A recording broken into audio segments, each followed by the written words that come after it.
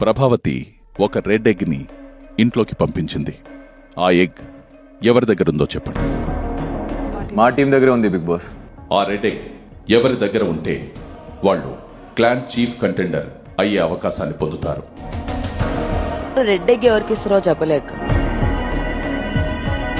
అందరి ముందు అట్లా అన్నందుకు సారీ రా. అర్థం కాలేదు. నిఖిల్, మీరు రెడ్ ఎగ్ని ఎవరికి ఇచ్చి శక్తి క్లాన్ చీఫ్ పదవికి కంటెండర్గా ఎంపిక చేద్దాం అనుకుంటున్నారు? రెడ్ ఎగ్ ని సోనియాకి ఇవ్వాలని అనుకుంటున్నాను బిగ్ బాస్.